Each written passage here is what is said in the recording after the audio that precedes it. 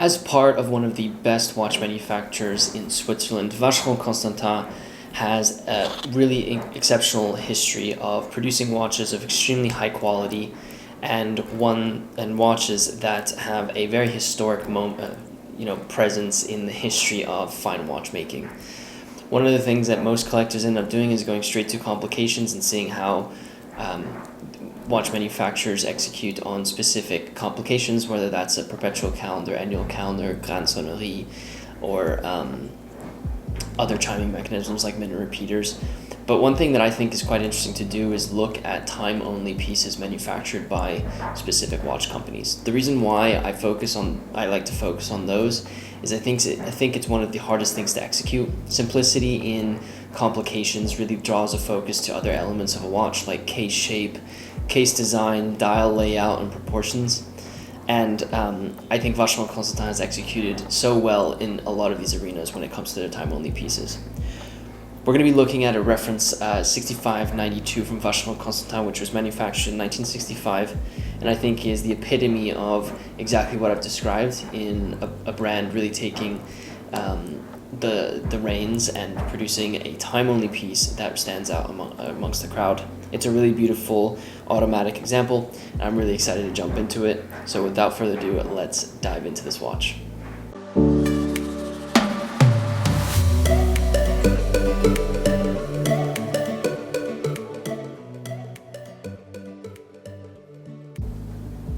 Vacheron Constantin is known for producing some of the world's best watches, and the 1950s and 1960s were an incredible time for the manufacturer and really demonstrated their capabilities compared to other watchmakers. This is a really great example of how many watch brands would source movements that were used in a lot of their pieces from manufacturers and then modified them to sort of their standards and what they wanted their piece to be. And so the reference 6592 is the reference we're going to jump in today, which is a very exciting moment for the channel.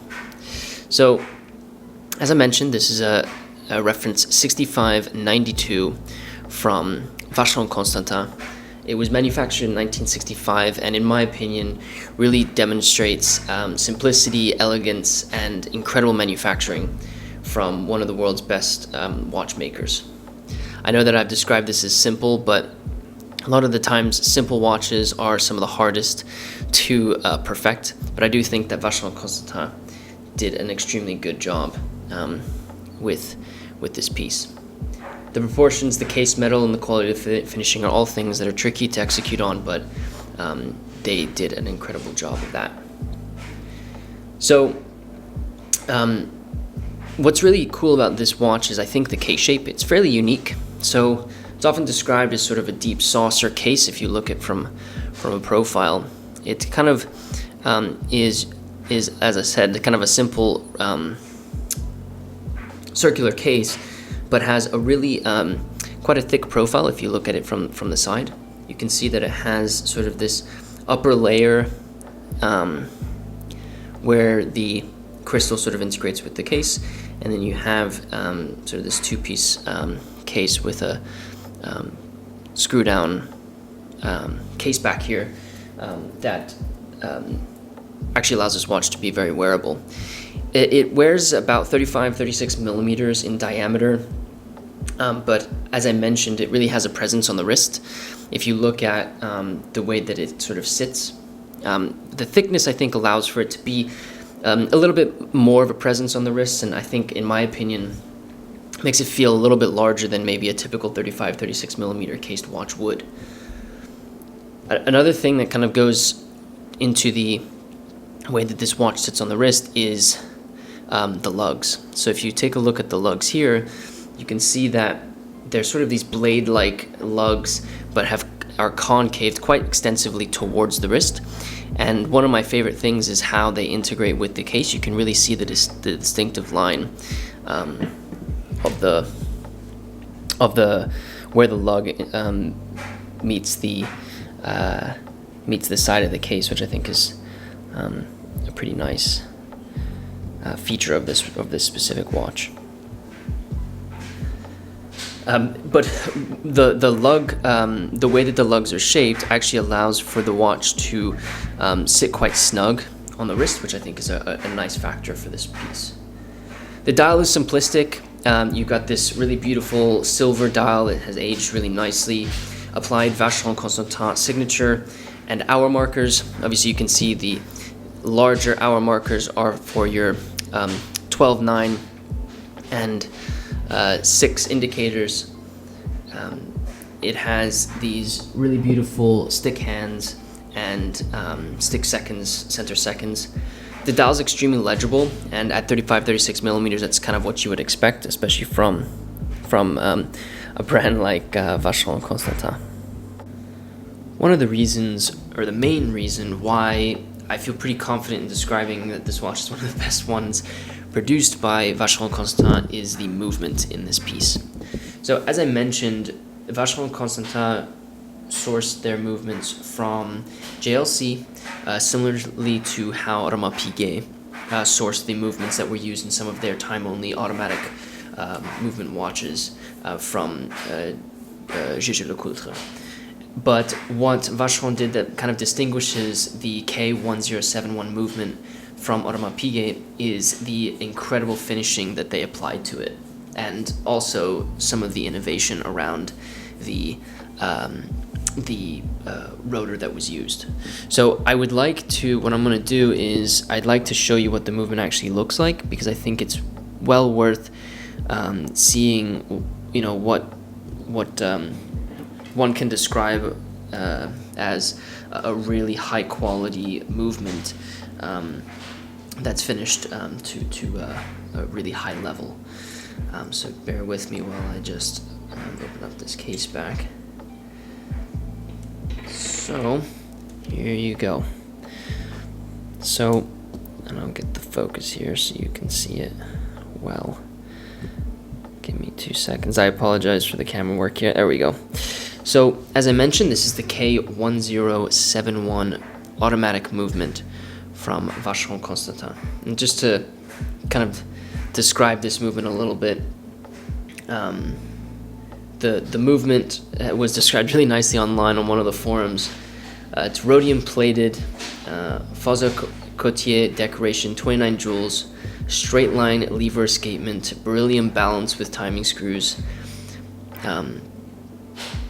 adjust the heat called isochronism in 5 positions, shock absorber, brigade balance wheel, swan neck, micro rotor regulator, and an 18-karat gold edged rotor with ruby rolling roller bearings. This movement was so well manufactured that I can kind of just turn it over there so you can see the balance wheel. It was so well manufactured that it bears the Poisson de Genève seal, which was introduced by the Republic and Canton of Geneva in 1886 as the ultimate standard in excellence and an emblem of Geneva's fine watchmaking expertise. So, I mean, if you want one of the best automatic movements manufactured by Vacheron Constantin, you're basically looking at it right here. I'll give you a little bit of a close-up so you can see the movement in action. And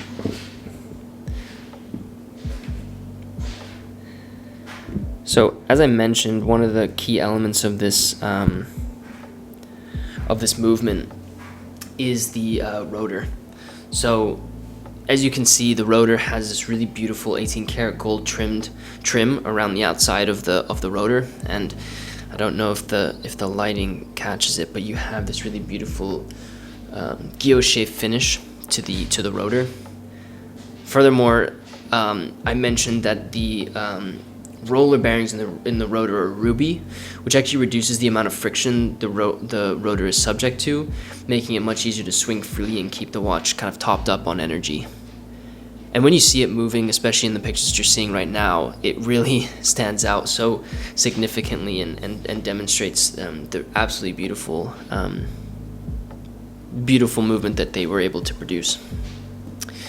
So I will get this watch, just put the case back on so we can keep talking about it. But I think The watch on the wrist is really just a pleasure to have. I'll put it on my wrist so you can see it here.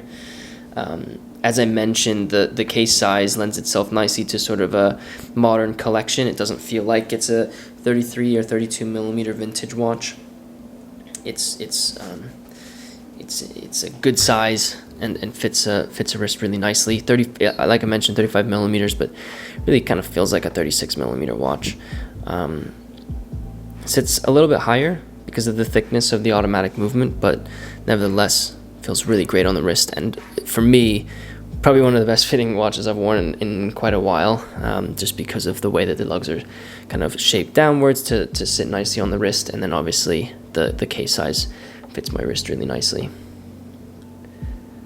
With the simplistic complications and you know, knowing what you do about the movement of this watch, I think it really is a good example of simple elegance and kind of knowing that you have probably one of the nicest movements manufactured by Vacheron Constantin for automatic movement on your wrist, but no one will really know that unless they are aware of this reference and what Vacheron Constantin did during this time period when it comes to these pieces.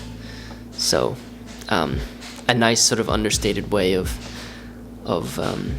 demonstrating the capabilities of Vacheron Constantin and the exceptional quality that they are able to produce. Hope you enjoyed taking a look at this reference 6592.